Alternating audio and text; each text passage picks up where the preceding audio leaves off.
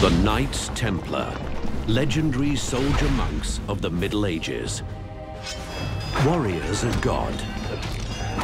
Holy men, devilish fighters, sworn to poverty, but richer than kings. Legend says they guarded the greatest relic in Christendom, the Holy Grail. A treasure so priceless, it gave them unrivaled power. Yet at their height, the Templars are destroyed and their fortune vanishes. Who were the Knights Templar? And can the true secret of their power be revealed today?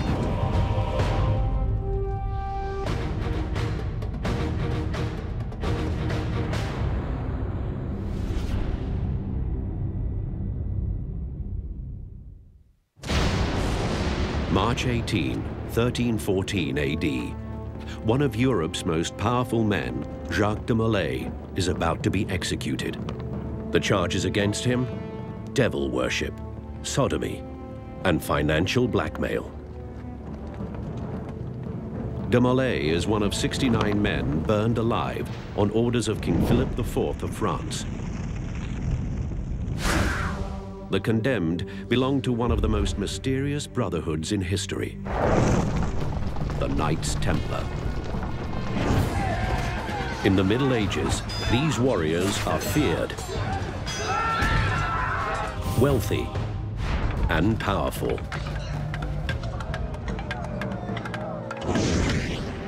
But in 1307, that reign comes to an end.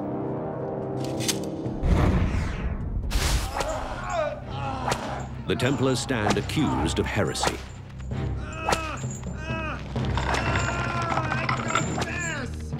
Under intense interrogation, they crack and confess.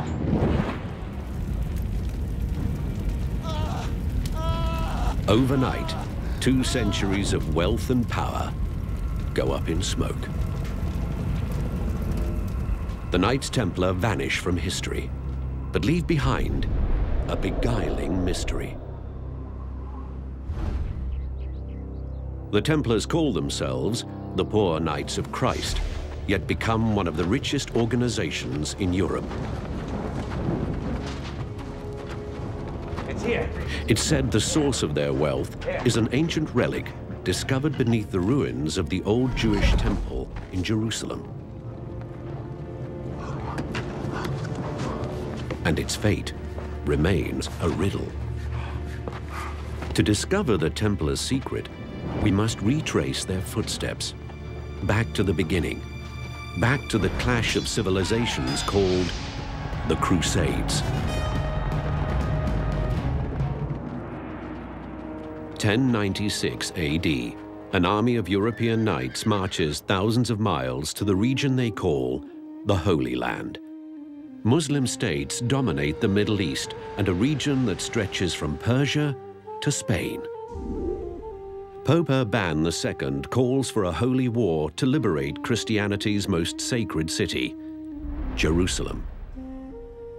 It takes the Crusaders nearly 3 years to reach the holy city. Along the way, battle, disease, and starvation take their toll. Over 4,000 knights set out for Jerusalem. A little over 1,000 arrive.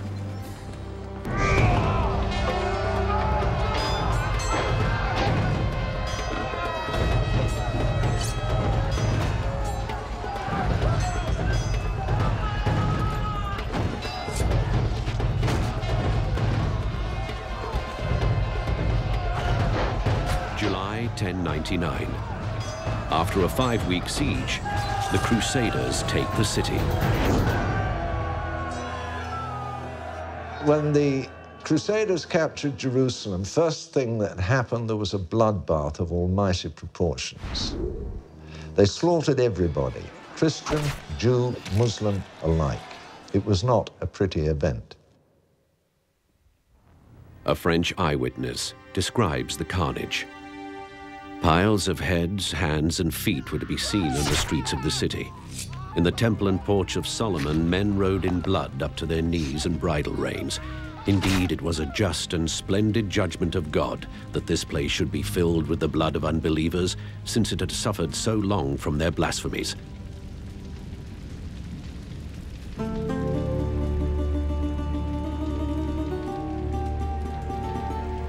To rule the new kingdom of Jerusalem, the Crusaders choose from their own ranks. Crusader kings will fight battle after battle to hold this sacred ground. In 1118, they choose their third leader and name him King Baldwin II.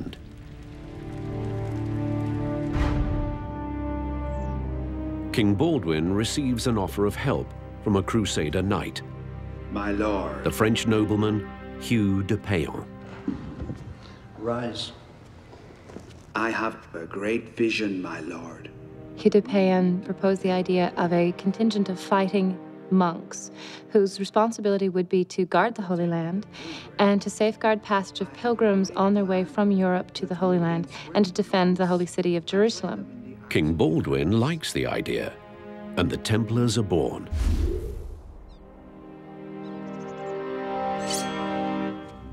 Thou art a knight of the Templar. Thou art a warrior of God. From a band of 9 knights, the Templars will swell into an army of thousands. They call themselves the Order of the Poor Knights of the Temple of Solomon. In time, they're simply known as the Knights Templar. They're not only warriors, but monks. They take vows of poverty, obedience, and celibacy. Europe has never seen such a force. The whole idea of a fighting order, a military order, was really a quite extraordinary and indeed even revolutionary idea in the church. How do you combine these two things? Do you pray over your weapons? The answer is yes, that they did. You know, they regarded their calling as a holy calling. The Knights Templar decided they would create what we might think of today as special forces for Christ. Like medieval monks, Templars pray 7 times a day. But what makes these monks different is they train to fight.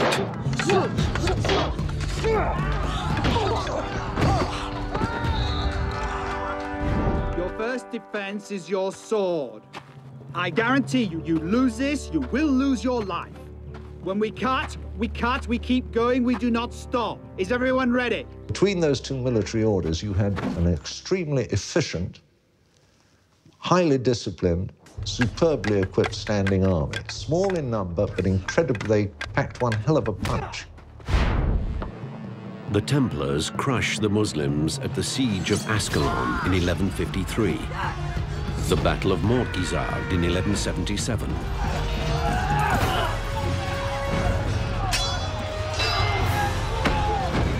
and the Battle of Arsuf in 1191. They seem invincible.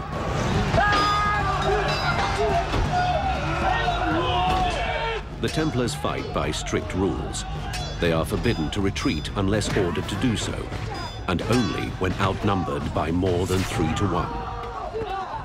The Templars really were different from other parts of the Crusader army. It was known that they wouldn't break ranks. It was known that they wouldn't run away, that they wouldn't desert. The Templars' Red Cross stands for martyrdom, death in battle is glorious. The key tactical maneuver is the squadron charge.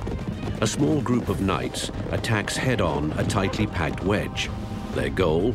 To break the enemy line and scatter the enemy to the right and left. The charge is reckless, terrifying, magnificent.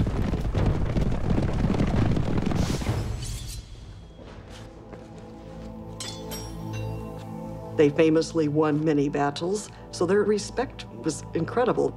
They had a mystique. They had an aura of power. Part of their mystique grows from their headquarters. King Baldwin gives the knights one of Christendom's holiest places, the site of the ancient Jewish temple. Jesus himself once preached here. We found something. Show us. But it's what the Templars uncover here that may have shaped their destiny. Beneath the ancient temple, folklore says the knights make one of the most remarkable discoveries of all time. 9 centuries ago, in one of the holiest places on Earth, a primitive archaeological dig begins. It is the site of the ancient Jewish temple in Jerusalem. During the First Crusade, it becomes the headquarters of the Knights Templar. The temple was built by King Solomon in the 10th century BC. 4 centuries later, the Babylonians destroy it, and the Jews rebuild it.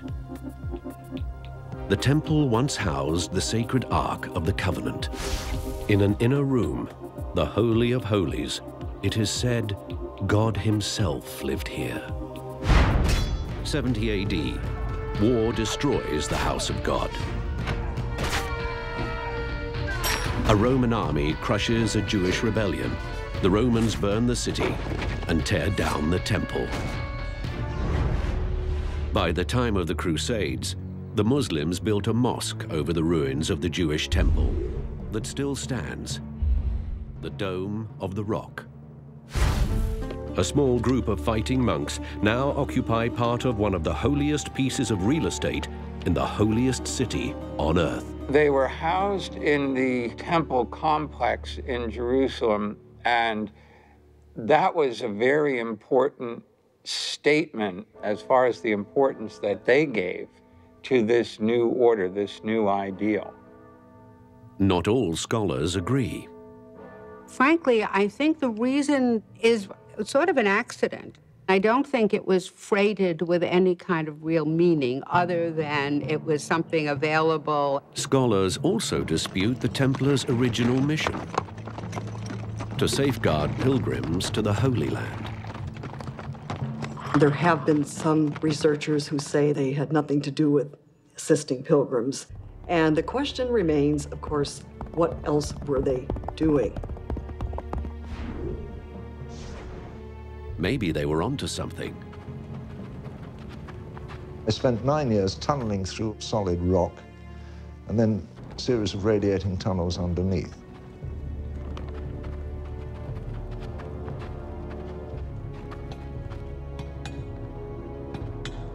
What they discovered down there has been a matter of intense speculation ever since.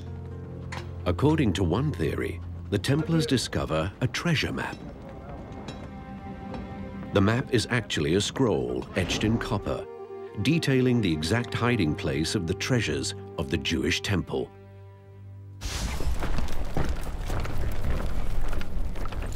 '70 AD, as the Roman army conquers Jerusalem, Jewish rebels hide the treasures of the temple throughout the Holy Land. To recover them, they leave directions, etched in copper, to last forever. For centuries, the scroll's very existence is unknown. Then, in 1947, a Bedouin shepherd looking for a stray sheep makes an electrifying discovery.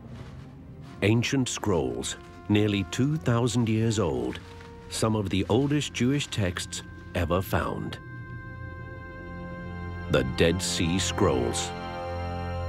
When the Dead Sea Scrolls were discovered, amongst them was one called the Copper Scroll. And it listed a series of sites throughout what we would now call the Holy Land, where temple treasures had been buried for safekeeping prior to the Roman destruction of the temple. In the 1950s, a British archaeologist follows the clues etched on the Copper Scroll. He finds no Jewish treasure, but learns a previous expedition discovered something just as tantalizing. Clues that someone may have beaten him to it. Medieval spurs fragments of swords, and a Templar cross, artifacts associated with the Knights Templar. We found something! Show us! Lead on! It was definitely found that the Knights Templar of the 12th century were there, but there's no evidence as to precisely what they were doing. Or what they found. Here. This is it. Here. Here. Legends say within the very ruins of the temple, the copper scroll led them to one of Christendom's most sought-after treasures, the Holy Grail.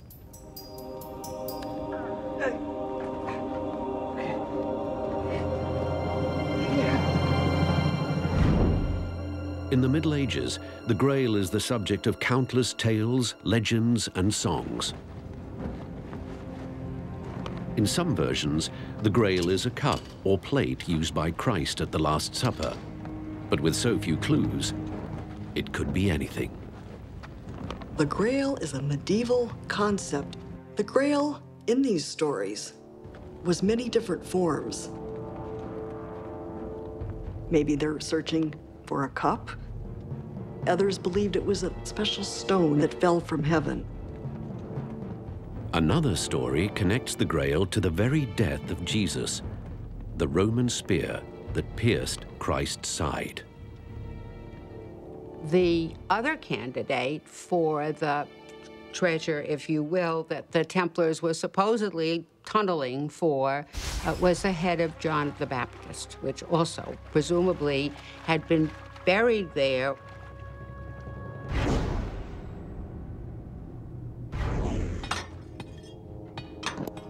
The most controversial theory suggests the treasure the Templars found may have been records of the descendants of Christ. Some people have said that somehow they secreted out a member of the family of Jesus, some relative of the marriage between Jesus and Mary Magdalene.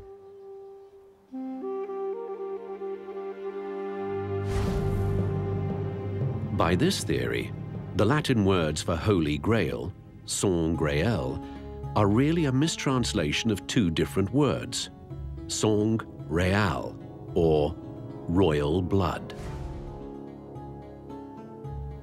Under this theory, Jesus married and had children, and those offspring were the secret of the Grail. There are conspiracy theories, of course, everywhere, so often surrounding the Grail. And surrounding Jesus as well, the story that Jesus and Mary Magdalene were surely married. I happen to think it's false, but it's perfectly reasonable. But the royal blood theory makes more sense than a relic being the source of Templar power. Proving Jesus had married and had children would shake the very foundation of Christianity and threaten the entire power structure of medieval Europe.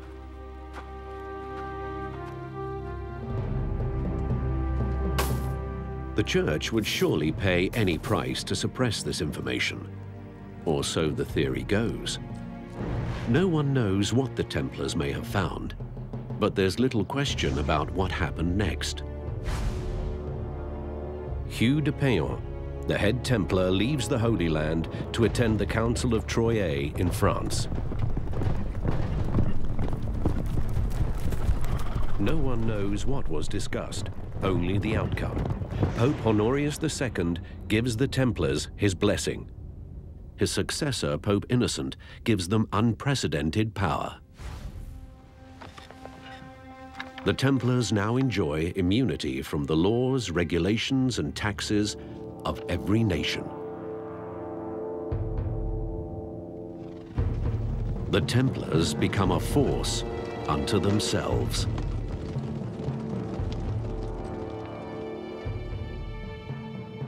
The Templars' mysterious new power gives rise to many conspiracy theories.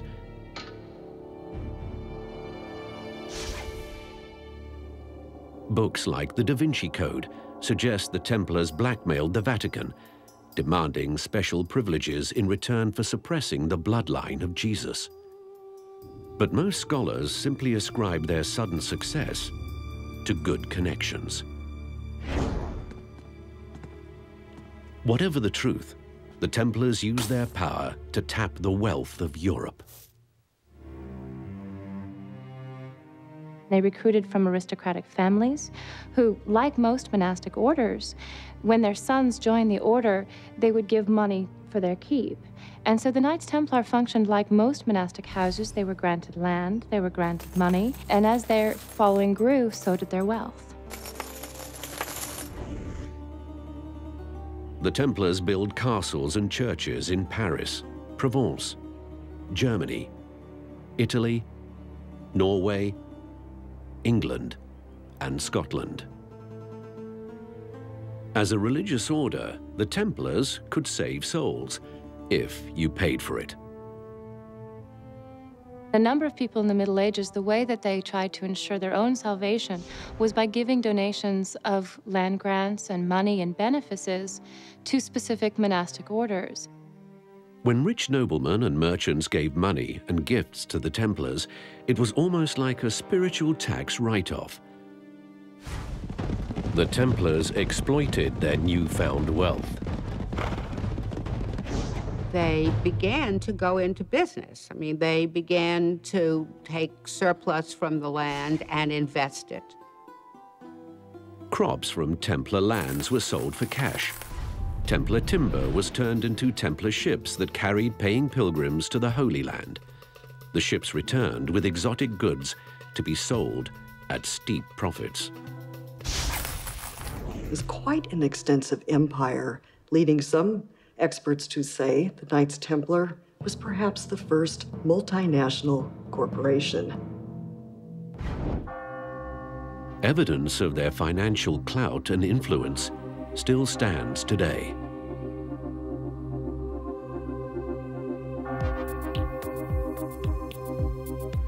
The Templars were openly involved in financing and constructing most of the major Gothic cathedrals of the 12th and 13th centuries. They almost certainly financed the entire building of Chartres Cathedral. Financially, it would have been the equivalent of the American moonshot back in the late 60s. One of the finest Templar churches stands in the heart of London. Called the London Temple, it displays the Templar seal, 2 men riding a single horse. Unlike most medieval churches, this one is round. Such a church was designed to recreate the sanctity of the Holy Sepulchre in Jerusalem, the destination of every pilgrim, the most sacred place on earth, and the Church of the Holy Sepulchre is round. This wasn't just a church, it was a treasury. The King of England came here to the London Temple and removed £50,000 sterling in 1307. It was like walking into Fort Knox and taking off with the gold. Huge resources were being managed and administered, apparently honestly and effectively, by the Templars. Throughout Europe, the cash-rich Templars begin to lend money to cash-strapped nobles.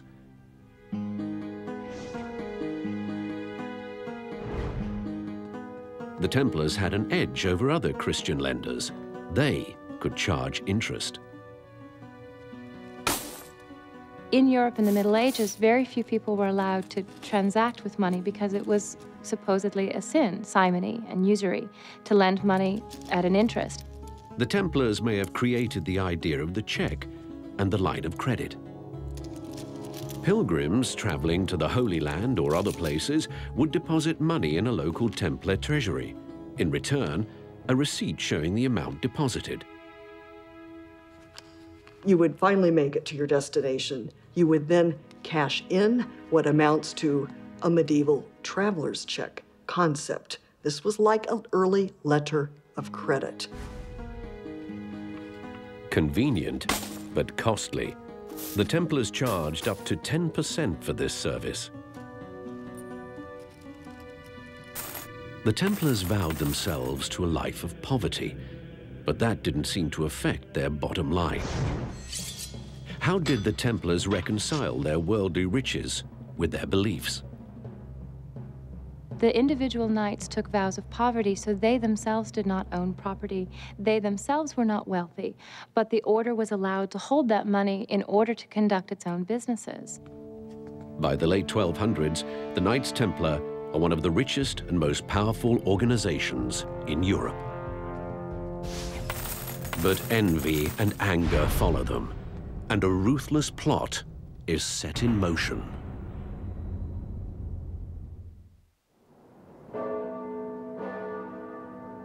The Knights Templar is one of the most powerful organizations in Europe. But there's trouble ahead. The Crusades made the Knights Templar, and the Crusades are about to destroy the Knights Templar.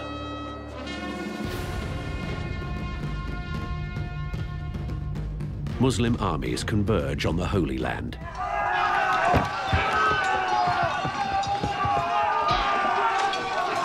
After 2 centuries of warfare, Muslims are newly united under the Egyptian sultans. Support for the Crusades dwindles back in Europe. The Crusades, over a period of time, became more expensive and in both life and resources for Europe, and began to look less and less like the kind of thing that would work in the long run.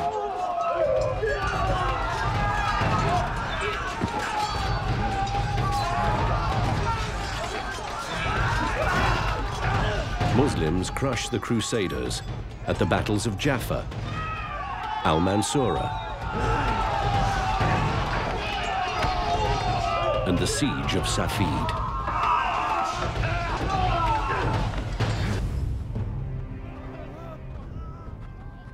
By 1290, the Templars hold only one castle in the Holy Land. At the siege of Acre, they lose that one too. The Holy Land is again occupied by Muslims. The Templars retreat to the island of Cyprus. After the fall of Acre in 1291, you have a serious disillusionment with the idea of the Crusades, as the common populace saw the resources of Europe and the resources of the military going towards these holy wars that seemed to be futile. The role of the Templars seemed to be less tenable.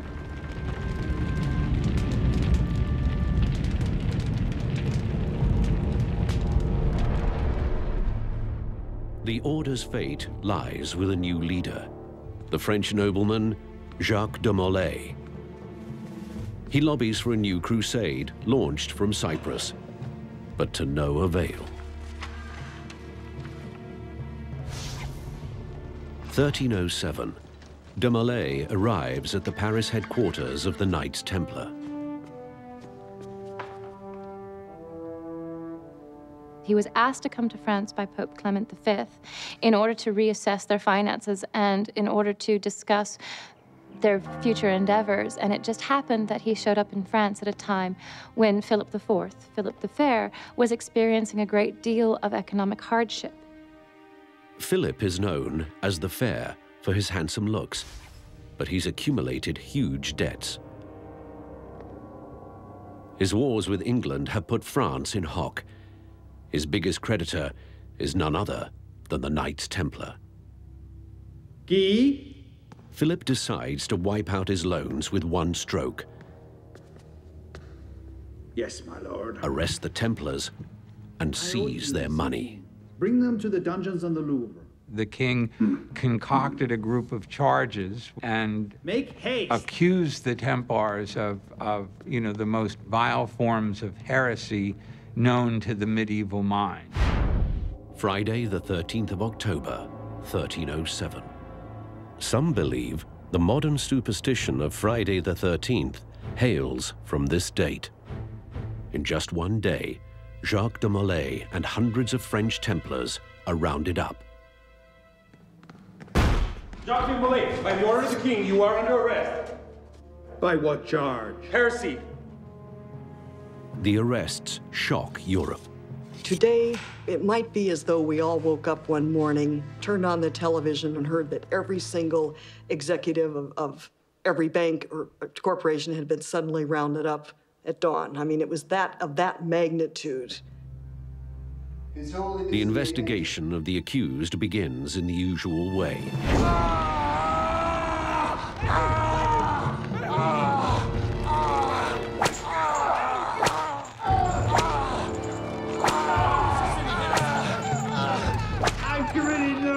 Confess! Torture isn't the penalty for crime. It's a tool to extract a confession. The most common form of torture was the rack. A rack was simply 3 triangulated boards with a rope attached to a winch, and the idea was to dislocate the wrists and the ankles. In Paris alone, over 100 Templars are tortured, including their elderly Grand Master, Jacques de Molay. I confess! I confess my sin of heresy! There were 127 accusations levied against the Knights Templar. They included everything from denying Christ, spitting on the crucifix, defecating on the host, waving their bottoms at the Eucharist, kissing each other on the bottoms during their initiation rites. Hundreds of Templars confess, including the Grand Master. But the confessions go beyond the original charges, moving from the odd to the bizarre. Knight after knight confesses to strange religious practices, including the worship of an unusual object. There are a lot of suggestions that this was, in fact, the skull of John the Baptist. Others have suggested that the severed head on the silver platter is, in fact, the Holy Grail. The stories get stranger as Templars independently tell similar bizarre stories. Several Templars confess to worshipping the Baphomet, or Baphomet. The Baphomet is probably one of the most spectacular aspects of the accusations against the Templars. Some have suggested that this is a stone idol of the devil, which was one of the most sensational aspects of their trial, trying to link them in some way with demon worship. Other theories abound. There are some scholars who suggest that Baphomet is actually a mistranslation of Muhammad, that the Templars were actually combining a number of different religious traditions in their own practice. Thousands of Templars served for many years in the Holy Land. Some may have secretly absorbed religious beliefs from the Muslims, like reverence for the Prophet Muhammad, or Baphomet.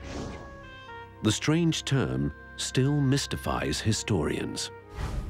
In the early 1980s, a scholar named Hugh Schoenfield made a startling claim. Baphomet is a coded message. Dr. Hugh Schoenfield is a famous Dead Sea scholar, has worked on this issue about the word Baphomet using the Atbash cipher from biblical studies. The Atbash cipher was an ancient Hebrew encoding technique in use since at least 500 BCE. When the Atbash cipher is applied to Baphomet, a new word emerges. Sophia, Greek for wisdom. To venerate wisdom isn't heresy unless the wisdom itself is heretical. Sophia is the ancient Greek name for a goddess worshipped by an early Christian sect, the Gnostics. Sophia appears in several Gnostic Gospels as the creator of the world, a figure greater even than Jesus. But the Gnostic beliefs are deemed heretical, and their Gospels are banned by the Church. Some scholars suggest the Templars discovered these Gospels and resurrected a lost form of Christianity. Was Baphomet code for goddess worship? Here, two theories converge. Some Gnostic Gospels say the goddess Sophia came to earth in the body of Mary Magdalene. Under the royal blood theory, Mary Magdalene carried the bloodline of Jesus. She became the vessel of holy blood, the Grail itself. In their written charter, the Templars dedicate themselves not to Jesus, but to Mary. The question that has often come up is, who was the Mary? Was it the Blessed Virgin Mary, meaning the Mother of God, or was it, in fact, Saint Mary Magdalene? If the Templars worshipped Mary Magdalene as equal to Jesus, it's one of the worst kinds of heresy. The question still lingers. The Templar Charter is dedicated to Mary, but doesn't say which one, or whether she was worshipped as a goddess. Again, there are unanswered questions, yes, but there isn't yet any documentable evidence that the Knights Templar worshipped Mary Magdalene. It's just not there. Under torture, the Templars may have confessed to practicing a heretical goddess religion, worshipping an idol, or even worshipping a human head. More likely, the Templars were innocent scapegoats for a king who decided to wipe away his debts. King Philip demands the heretics face justice. I have here numerous eyewitness accounts of acts of heresy in name and deed. Reluctantly, the Pope agrees. In 1314, the Knights Templar are officially disbanded. March 18, 1314. After 7 years of imprisonment and torture, Grand Master Jacques de Molay is executed as an unrepentant heretic. With his dying breath, it is said de Molay put a curse on the Pope and the King. In a year, I shall see you both in a tribunal before God. Within a year, both are dead. After 200 years, the Templars are no more. Their castles are taken, and their great wealth mysteriously disappears. The Templar treasure that King Philip le Bel had seen with his own eyes, by the time his men got there to take possession of it, it had vanished. Nobody knows what happened to the wealth of the Templars after they were suppressed. It has been suggested that 2 great carts of treasure were carted out of Paris right before the final arrest on Friday the 13th. And from that point onwards, the Templars vanished from the record. But some say the treasure survives, hidden where anyone can find it, yet where no one can recover it.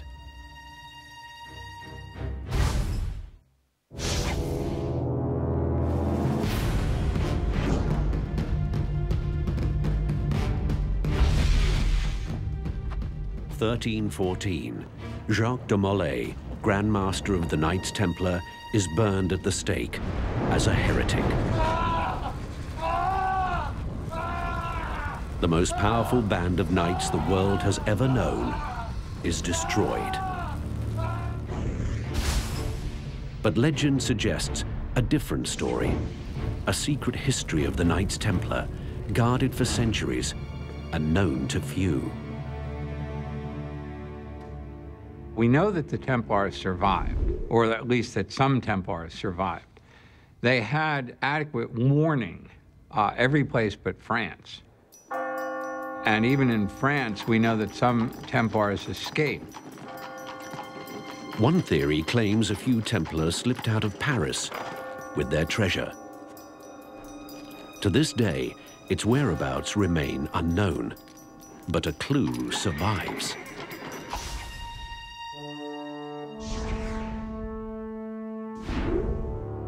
This is Rosslyn Chapel near Edinburgh, Scotland.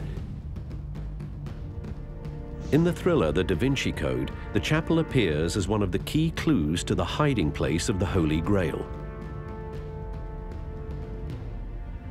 A medieval church and a lost treasure may be linked by one man. Rosslyn Chapel, this magnificent building, was built in 1446 by William Sinclair. Sir William Sinclair is an enigmatic figure.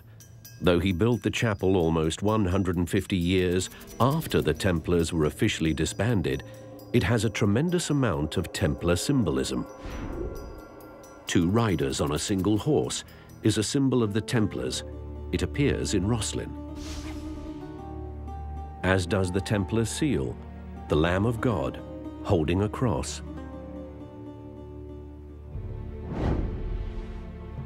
Throughout the chapel, mysterious engravings, symbols, signs, faces. Encoded very cleverly within its artwork are little triggers that say, look closer, there are hidden messages here. The predominant floor plan for medieval churches was the shape of the cross, but Rosslyn's design appears to be modeled after another famous structure.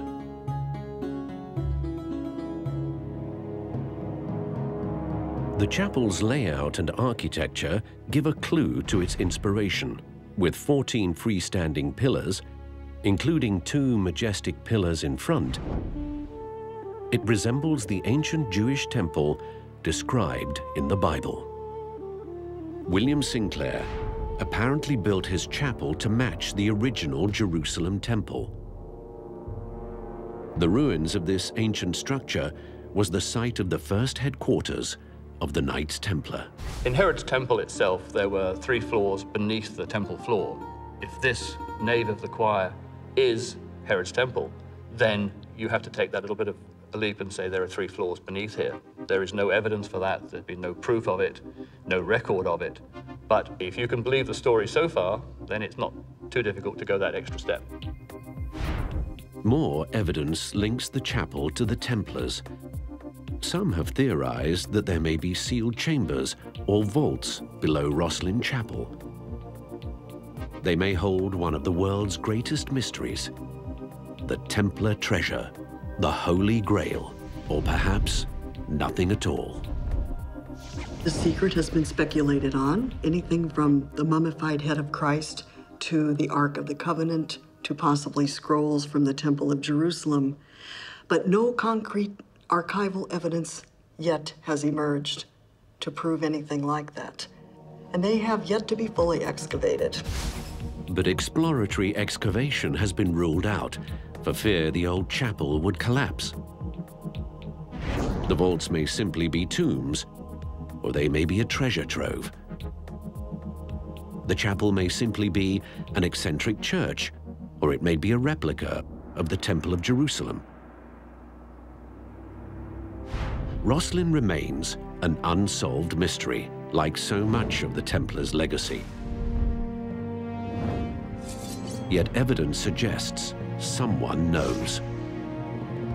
A mysterious international organization with its own secrets.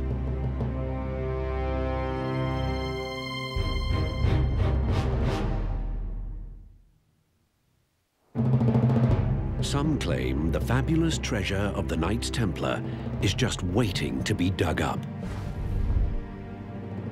Skeptics say the fortune doesn't exist. Others say the treasure is closely guarded by modern Templars. The Knight Templars have always existed. I think probably you'll find that they never actually ceased to exist. They just went underground. Some believe they flourished for centuries in a brotherhood as powerful as it is secret. Clues to its identity lie in plain sight in Rosslyn Chapel. In the Lady Chapel behind me, we have carvings which are at the bottom of the niches of the statue holders. And these have hand positionings which are quite significant. The hand on the chest, or the feet splayed out, hands on knees. All signs of the Freemasons, one of the largest and oldest fraternal organizations in the world. everything about them is shrouded in mystery. The Freemasons say they were formed in London in 1717. Others say their lineage stretches back to ancient Egypt. 14 American presidents have been Freemasons. Many of the founding fathers, including George Washington, were Freemasons. The Freemasons keep their rituals secret, but over the years, illustrations and descriptions have leaked out. They show an uncanny resemblance to the Knights Templar. Nowhere is that connection more clear than on the walls of Rosslyn Chapel. A figure wearing the distinctive cross of a Templar holds a rope tied around the neck of a blindfolded man. Nearly identical to the Freemasons' initiation ritual. Other similarities abound. A Freemason ritual describes the excavation of the ancient Jewish temple, the first headquarters of the Knights Templar. The Templars and Masons are even linked by blood. Before he took a vow of celibacy, Templar founder Hugh de Payens had married into the Sinclair family of Scotland. 300 years later, William Sinclair built Rosslyn Chapel, and in the 18th century, the Sinclairs were listed as the hereditary leaders of Scottish Freemasonry. Some Freemason organizations use Templar code words and symbols. One of the highest ranks in the Masonic hierarchy is Knight Templar. The Freemason youth organization is called Demolay, the name of the last Grand Master of the Knights Templar. Perhaps the Freemasons are modern Templars, or maybe it's all just a coincidence. There's all kinds of people who pattern their spiritual, social, and structural activity of their groups on these Templar ideals. Thou art a warrior of God.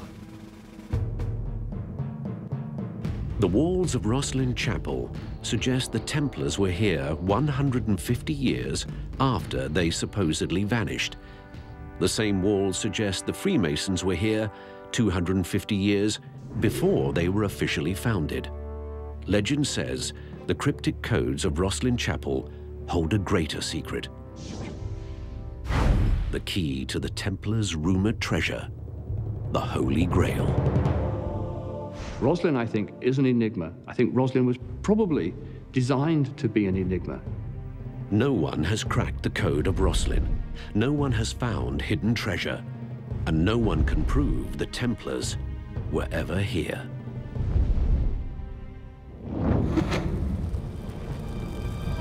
"700 years after their demise, the Knights Templar remain a mystery.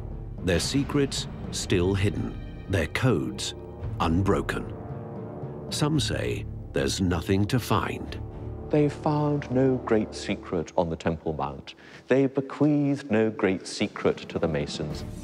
But the Templars were monks who were knights, but that was the limit of their mystery.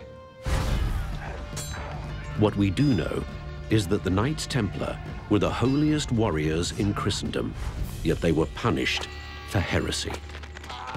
They were shrewd and innovative businessmen, but their methods created powerful enemies. They were fabulously wealthy, but their fortune disappeared with them. They were rumored to possess an explosive secret, and there is a cottage industry of conspiracy theorists and best-selling novels that question if that secret is still guarded today. The answer is we simply don't know. No matter what anyone tells you, we simply do not know. There is always going to be a secret of the Templars because so little is known about their fate. And as long as that past remains shrouded in mystery, there will always be secrets to find. The Knights Templar had a secret, that much we know. But would it still be as earth-shaking today? We may never know. 700 years after the Templars disappeared, their elusive secret is just as enticing. And it is that mystery that may allow the legend of the Knights Templar to live forever.